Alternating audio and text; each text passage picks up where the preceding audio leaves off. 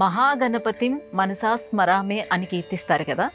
గణపతికి మహాగణపతికి మధ్య తేడా ఏంటి? మహాగణపతిం మనసా స్మరామి, ఇది తెలుగు ప్రాంతాలలో, ఆ మాటకు వస్తే దేశంలోనూ చాలా ప్రముఖమైనటువంటి ముత్తుస్వామి దీక్షితారు వారి యొక్క కీర్తన.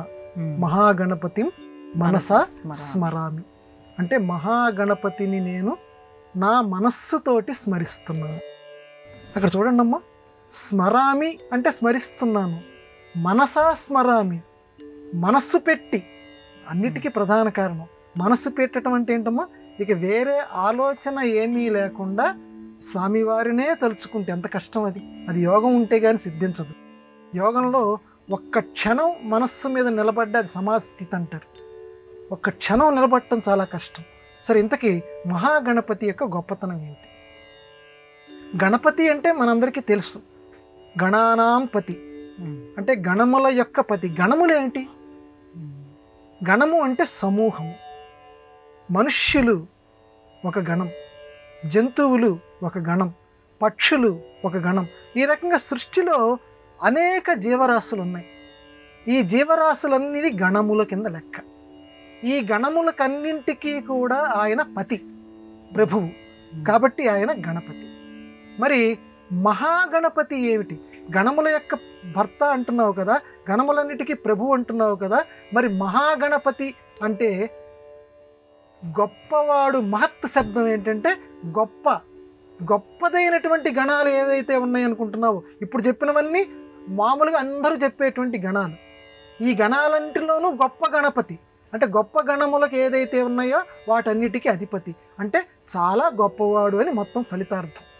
మహాగణపతి అంటే అందరి దేవుళ్ళలోకెల్లా చాలా గొప్పవాడు అని. అయితే ఎలా గొప్పవాడయ్యా ఈ మహాగణపతి? ఎందుకంటే వినాయకుడి యొక్క తండ్రి గారైనటువంటి శంకరుడికి మహాదేవుడు అని పేరు. తండ్రి గారి యొక్క వారసత్వాన్ని ఈయన కూడా చేజిక్కించుకున్నాడు కాబట్టి ఈయన కూడా మహాగణపతి. మా తండ్రికైనా నేను కూడా మహాగణపతిని అని చెప్పి ఈయన కూడా పెట్టుకున్నాడు. ఎందుకని ఈయన మహాగణపతి అంటే మారకోటి సంకాశం అన్నారు ముత్తుస్వామి దీక్షితులు.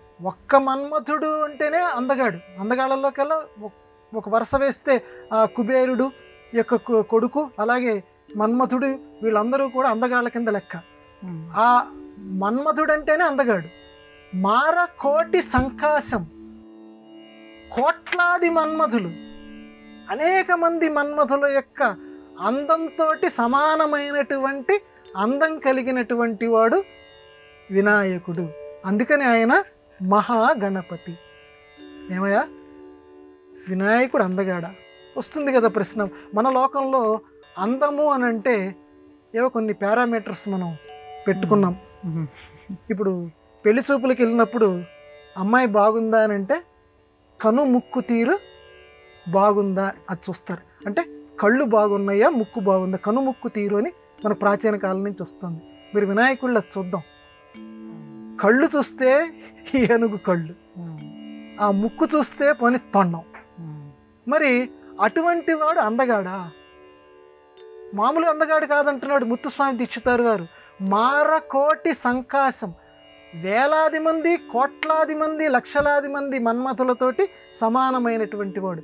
అంటే కాకి పిల్ల కాకికి ముద్దు. పార్వతీదేవి దగ్గరికి వెళ్ళి అడిగితే అమ్మ వినాయకుడు అందగాడా అంటే ఎందుకు కాదు నాయన, మా వినాయకుడు చాలా అందగాడని చెప్తుంది. అందం అంటే అక్కడ ఆవిడ చెప్పడమనే కాదు, లోకంలో మనం గ్రహించవలసింది ఏంటంటే ఎవరికి లోకంలో మేలు చేస్తారో, ఇతరులకు ఎవరైతే చక్కగా బాగుండాలని కోరుకుంటారో వాడు అందగాడి కింద లెక్కట. అంటే వాడి భావం అందంగా ఉండాలి, వాడి రూపం కంటే కూడా వాడి నడత అందంగా ఉండాలి, వాడు అందగాడు. వినాయకుడు మనం చాలాసార్లు మనం చెప్పుకున్నట్లుగా త్యాగబుద్ధి కలిగినటువంటి వాడు, లోకంలో వరాలిచ్చేటువంటి బుద్ధి కలిగినటువంటి వాడు, ఆ అందం కలిగినటువంటి వాడు. కాబట్టి అందగాళ్ళల్లోకెల్లా చాలా గొప్పవాడు. అలాగే కావ్య నాటకాది ప్రియం మహాగణపతిం మనసా స్మరామి. కావ్య నాటకాది ప్రియం. లోకంలో సరస్వతీదేవే కావ్యాలన్నా, రచనలన్నా, నవలలన్నా ఇవన్నీ చాలా ఇష్టపడుతుంది అనుకుంటాం. కాదు, సరస్వతీదేవి కంటే కూడా ఇష్టపడేటువంటి వాడిని నేను.